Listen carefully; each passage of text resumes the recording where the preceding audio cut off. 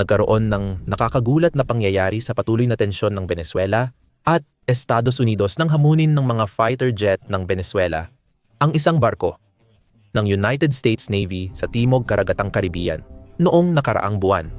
Maaaring inisip ng pamunuan ng Venezuela na ang pagpapalipad ng ilang fighter jet sa ibabaw ng isang barkong pandigma ay magiging matinding pagpapakita ng lakas. Sa totoo, malaking pagkakamali ito na maaaring magdala sa bansa at pamunuan sa mas masahol na kalagayan. Upang maintindihan ang desisyon ng Venezuela at ang posibleng epekto nito sa bansa, mahalagang maunawaan muna ang mas malawak na sitwasyon. Noong Agosto, nagpadala ang United States ng mga barkong pandigma ng Navy sa Timog Caribbean Sea malapit sa baybayin ng Venezuela, bilang bahagi ng agresibong kampanya laban sa mga kartel sa Timog Amerika na nagdadala ng droga sa Estados Unidos. Noong Setyembre 2, mas pinalawak ng United States ang kanilang aksyon at nagsagawa ng airstrike sa isang barko sa Timog Caribbean. Batay sa ulat, may kaugnayan ang barko sa kartel ng Venezuela na Tren de Aragua at may dalang ipinagbabawal na gamot nang ito ay wasakin. 11 katao sakay ng barko ang napatay sa pag-atake, ayon kay Pangulong Donald Trump sa TRUTH Social Post. Kanina ng umaga, sa aking utos, nagsagawa ang puwersa militar ng United States ng isang kinetic strike laban sa positibong natukoy na mga narco-terorista ng Tren de Agua sa Southcom area. Ang TDA ay isang dayuhang teroristang grupo sa ilalim ni Nicolas Maduro, responsable sa malawakang pagpatay, pagpupuslit ng droga, human trafficking at terorismo sa Estados Unidos at kanlurang hemispero. Naganap ang strike habang ang mga terorista ay nasa dagat sa international na tubig, nagdadala ng ilegal na droga papunta sa Estados Unidos. Nagdulot ang strike ng pagkamatay ng 11 terorista at walang nasaktan sa puwersa ng Estados Unidos. Naway magsilbing babala ito sa sino mang magpapasok ng droga sa Estados Unidos. Mag-ingat kayo. Kasama rin sa post ni Trump ang isang video na nagpapakita ng pagsira sa barko. Pagkatapos ng pag-atake, sinabi ni United States Secretary of State Marco Rubio na posible pa ang dagdag na strike. Ito ay kontra-droga na operasyon. Tungkulin naming labanan ang mga drug cartel kahit saan sila laban sa interes ng Estados Unidos. Sinabi ni Rubio na posibleng may kasunod pang mga pag-atake. Nang tanungin si NATO tungkol sa bangkang pinasabog, sumagot siya, sa halip na harangin ito, ayon sa utos ng presidente, pinasabog niya ito. Pwede ulit mangyari yan. Baka nga ngayon na, di ko alam. Sa mga sumunod na araw, walang naiulat na bagong pag-atake. Lalong tumindi ang tensyon sa magkabilang panig. Si Nicolas Maduro, leader ng Venezuela, ay nagmobilisa ng milisya at inakusahan ang United States ng tangkang pwersahang pagpapalit ng pamahalaan. Hiniling ni Maduro na itigil ng United States ang ganitong plano at igalang ang soberanya, kapayapaan at kalayaan ng Venezuela at Latin America. Itinanggi ng United States ang anumang pahiwatig ng pagpapalit ng pamahalaan at sinabi ni Trump, hindi namin pinag-uusapan yan. Pero ang pinag-uusapan natin ay ang katotohanang nagkaroon kayo ng eleksyon na masasabi nating kakaibang eleksyon. Sa totoo lang, tinutukoy ni Trump ang kontrobersyal na 2024 kung saan nanalo si Maduro.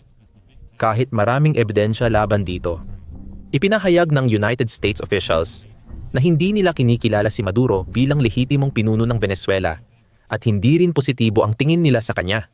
Sabi ng White House Press Secretary Caroline Leavitt, hindi lehitimong gobyerno ng Venezuela ang rehimen ni Maduro, kundi isang narco-terror cartel.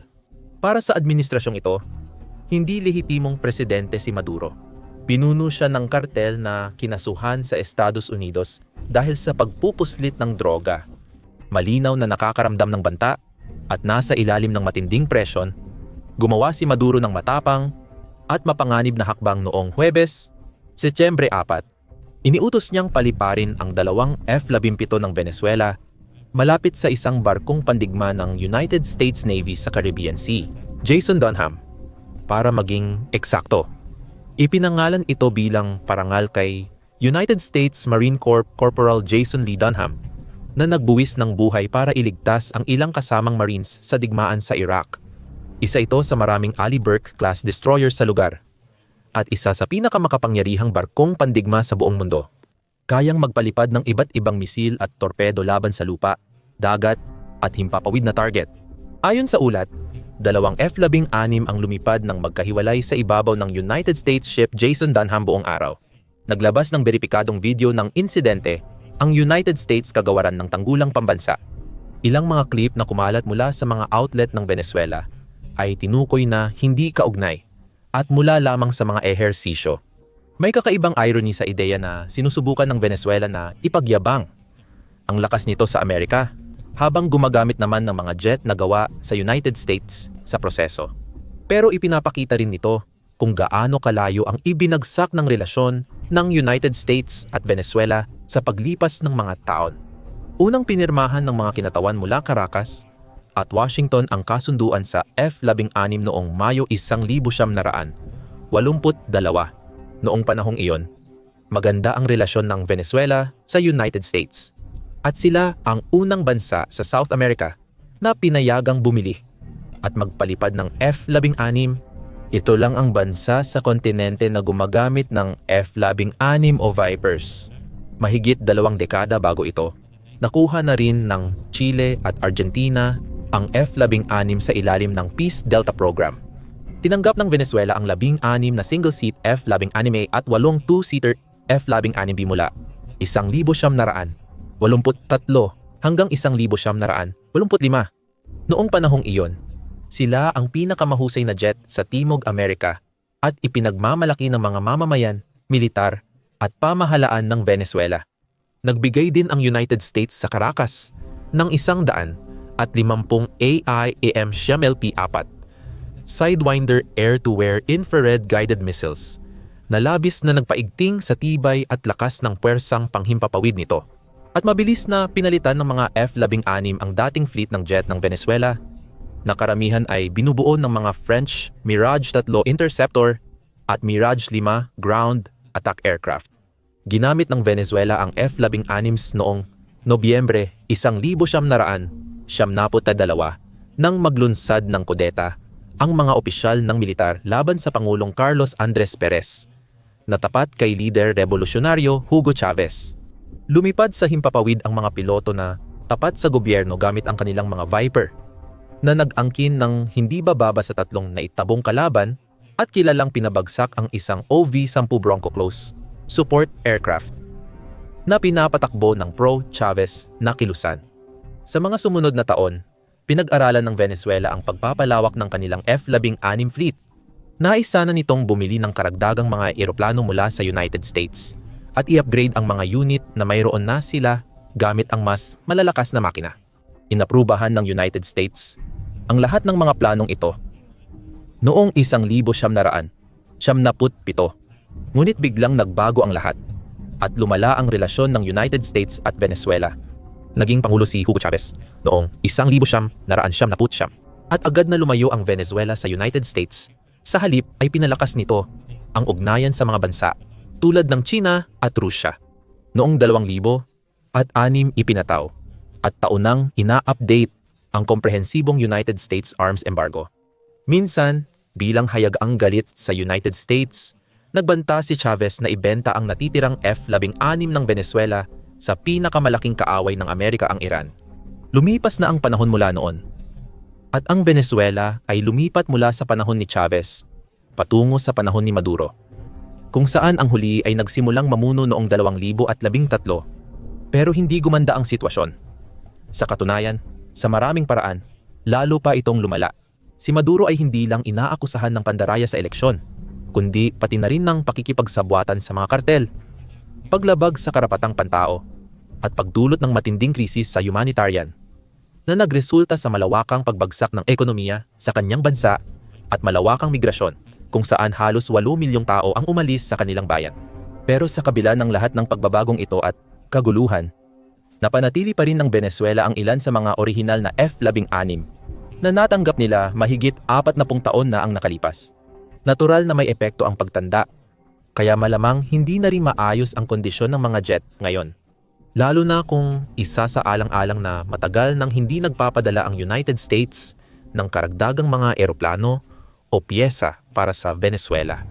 Gayunpaman, bumabaling daw ang Caracas sa black market para makuha ang mahahalagang piyesa na kailangan para mapanatiling aktibo ang kanilang Viper fleet. Humingi rin sila ng tulong sa Israel at inangkop ang F-16 nila para magamit ang Israeli Python. 4 air-to-air missiles. Nagbigay ang Israel sa Venezuela ng Lightning navigation systems at targeting pods. At may ulat na nagpadala rin sila ng Israeli-made precision-guided air-to-ground weapons sa Caracas. At malapit lang sa Caracas nakabase ang natitirang mga Viper sa El Libertador area ng Maracay. Sa ilalim ng pamumuno ng grupo Ario de Casa, 16 na tinatawag ding Los Dragones. Gayunpaman, sinasabing mas maliit na ngayon ang fleet kumpara sa dati. Ayon sa datos ng Flight Global noong 2000 at 24 single-seat F-16 na lang ang natitira sa Venezuela, kasama ang isa lang na 2-seat F-16B. Mas gusto na ngayon ng Air Force gamitin ang Russian Su-30 Mk, 2 V-flanker multi-role fighters, kaysa American F-16 jets. 24 na Su-30 ang ipinadala sa Venezuela noong 2000 at 2000 at 8 mas moderno at mas malakas kumpara sa F-16. Kaya nakakagulat na ginagamit pa rin ng Caracas ang mga Viper at ipinapadala sa mapanganib na flyover malapit sa barkong pandigma ng United States. Sa kabila nito, hindi talaga nagustuhan ng United States ang mga ginagawang aerial antics ng Venezuela. Ilang sandali matapos makita ang F-16 naglabas ng pahayag online ang bagong kagawaran ng tanggulan. Ngayong araw, 2 military aircraft ng rehimeng Maduro ang lumapit sa barko ng United States Navy sa international na tubig. Ang napaka-provokatibong hakbang na ito ay ginawa upang hadlangan ang aming mga operasyon laban sa narko-terorismo. Mahigpit na pinapayuhan ang kartel na namumuno sa Venezuela na huwag nang subukan pang hadlangan, pigilan, o pakialaman ang mga operasyon laban sa droga at terorismo na isinasagawa ng militar ng United States. Walang dagdag na detalye sa pahayag. Ngunit malinaw na ipinahayag ng mga opisyal ng United States na itinuturing nila ang hakbang na ito bilang isang kilos ng pang-uudyok. At hindi maganda ang pagtanggap ng United States sa mga ganitong uri ng pang-uudyok. Nang tanungin kung ano ang maaaring mangyari kung muling subukan ng Venezuela ang katulad na hakbang sa mga susunod na araw, naging malinaw ang sagot ni Pangulong Trump. At kung gusto ng mga tao na maglibang sa malalalim o mabababaw na bahagi ng dagat, mapapahamak sila. Pagkatapos ay lumingon si Trump sa kanyang kalihim ng depensa, Pete Hegseth, at tagapangulo ng Joint Chiefs of Staff, General Dan Kane. Anya ba kung lilipad sila sa delikadong pwesto, pwede mo silang tirahin. Ikaw o ang iyong mga kapitan ang maaaring magdesisyon kung ano ang gusto nilang gawin. Kung hindi pa iyon sapat na malinaw, nagbigay rin si Trump ng isa pang tahasang babala sa piloto ni Maduro. Kung ilalagay nila tayo sa isang mapanganib na posisyon, pababagsakin sila. Kahit ano pa ang layunin ng Venezuela sa palabas na ito, malinaw na hindi sila nagtagumpay. Hindi lang nagdoble ang Amerika sa mga banta, naggaganti sila sa anumang susunod na katulad na aksyon, kundi mas pinalakas pa nila ang kanilang puwersa sa rehiyon, isang mas malaki at mas makapangyarihang pagpapakita ng lakas kaysa sa anumang kayanang militar ng Venezuela. Wala pang 24 na oras matapos makita ang F-16 inutusan ni Trump ang pagpapadala ng 10 F-35 fighter jets sa paliparan sa Puerto Rico para palakasin ang puwersa laban sa mga kartel. Pagdating sa mga ranggo ng pinakamagagaling na fighter jet sa mundo, palaging nangunguna ang Lockheed Martin F-35 Lightning II sa listahan.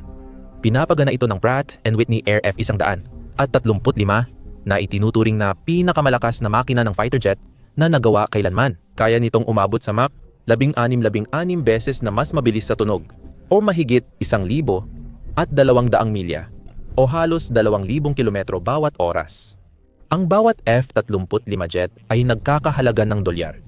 85 milyon na nagpapakita ng lakas, advanced na teknolohiya, mahusay na stealth at firepower. Mga dahilan kung bakit ito ideal para sa iba't ibang misyon. Malayo na ang agwat ng F-35 kumpara sa F-16. Mas makinis ito, mas mahirap makita, at mas advanced ang teknolohiya nito. Magaling mang dogfighter ang F-16, hindi pa rin nito mapapantayan ang F-35 sa mahahalagang aspeto. Ganoon din ang masasabi kung ikukumpara ang militar ng Venezuela at Estados Unidos sa mas malawak na saklaw. Ang Estados Unidos ang may pinakamalakas at pinakamahusay na sandatahang lakas sa buong mundo. Mas malaki ang gastos nito sa depensa kaysa alinmang bansa at matagal nang nag-invest para magkaroon ng puwersang di matapatan ng iba. Nangingibabaw ang Estados Unidos sa lupa, himpapawid, at dagat dahil sa makabagong kagamitan, nangungunang sasakyan, at mahusay na sinanay na sundalo. Kahit ikumpara sa China at Rusya, nangunguna pa rin ang Estados Unidos sa halos lahat ng kategorya. At ang lakas militar nito ay lubos na nangingibabaw kumpara sa isang bansa tulad ng Venezuela. Yan ang dahilan kung bakit halos walang saysay ang anumang pagtatangka ng Venezuela na magpakita ng lakas o magpakitang gilas ng kapangyarihan. Wala sa arsenal nila ang pwedeng ipagyabang na kayang manakot sa Estados Unidos. Laging may mas malaki at maganda ang Amerika na maipapakita kapag gumanti. Gaya ng nakikita dito, nagpapalipad ang Venezuela ng ilang F-16 kaya't tumutugon ang United States ng 10 F-35 at hindi lang yan ang plano ng Amerika. Nagpatupad ang bansa ng hakbang para tapusin ang protektadong estado ng maraming Venezuelan sa United States dahil sa kaguluhan sa kanilang bansa. Noong Setyembre 3, isang araw bago ang insidente ng F-16, inihayag ng Department of Homeland Security na tatapusin na nito ang 2,000 at 21 temporary protective status designation para sa mga Venezuelan. Ang temporary protected status ay para lang sa kwalipikadong Venezuelan na nasa United States na, hindi para sa bagong dating. Ang pagtatapos ay nakatakdang ipatupad sa Nobyembre 7, 2025 at ipinaliwanag ng Department of Homeland Security ang kanilang desisyon sa ganitong paraan. Isinasaalang-alang ang kaligtasan ng publiko, seguridad, migrasyon, patakaran sa imigrasyon, ekonomiya, at ugnayang panlabas. Ang pansamantalang pananatili ng mga Venezuelan sa Estados Unidos ay hindi makabubuti sa Amerika. Kasunod ng anunsyong ito, mas nagiging malamang ang posibilidad ng karagdagang aksyong militar ng United States laban sa Venezuela. Ang mapanulsol na aksyon noong Setyembre 4 ay lalong nagpalala sa sitwasyon para kay Maduro at sa mga kartel na sinusuportahan niya. Nagbabala si Trump na target ang mga kartel at sinabing pinag-aaralan ng Pangulo ang mga opsyon para sa dagdag na pag-atake sa mga nagbebenta ng droga sa Venezuela. Kasama sa mga opsyon ang direktang pag-atake sa mga target sa loob ng bansa, hindi lang sa karatig na karagatan. Ang katotohanang sinabi rin ni Sekretaryo ng Estado Marco Rubio na haharapin ng United States ang mga kartel saan man sila naroroon, ay nagbibigay ng dagdag na kredibilidad sa posibilidad na ito. Makikita na magsasagawa ang militar ng United States ng eksaktong mga pag-atake, hindi lang sa punong himpilan ng kartel o ruta ng pagpupuslit sa mga susunod na araw at linggo. May ilang opisyal na nagsabing magdadagdag ito ng presyon kay Maduro, kaya maaaring isipin ng mga kartel na patalsikin ang Pangulo ng Venezuela ang pinakamainam na hakbang. Maaari itong magdulot ng pagbabago ng rehimen na kinatatakutan ni Maduro. Tungkol naman kay Maduro, noong Setyembre 7, nangako siya na maglalaan ng mas maraming yaman ng militar sa mga baybaying estado bilang pagsisikap na labanan ang pagpupuslit ng droga.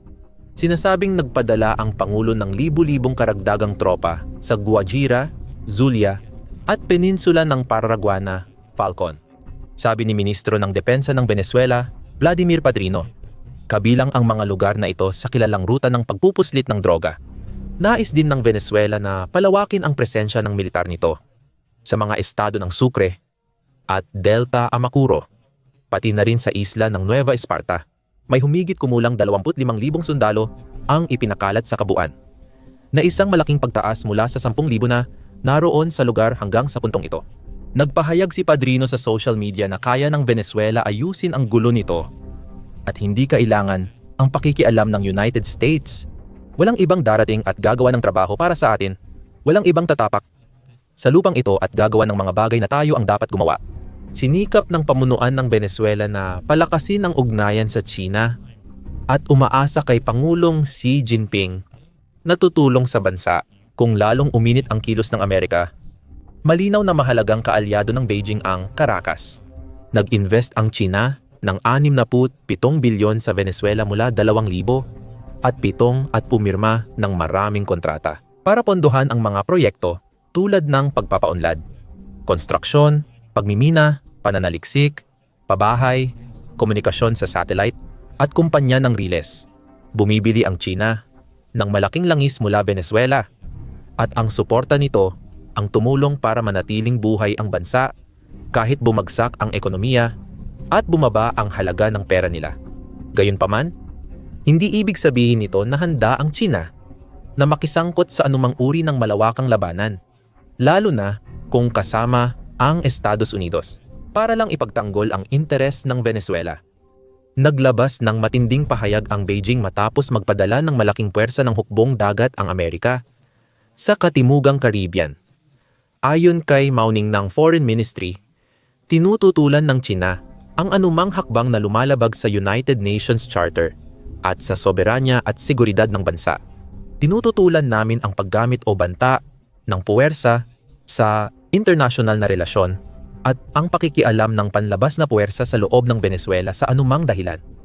Umaasa kami na mas gagawa ang Estados Unidos ng hakbang para sa kapayapaan at seguridad sa Latin America at Caribbean.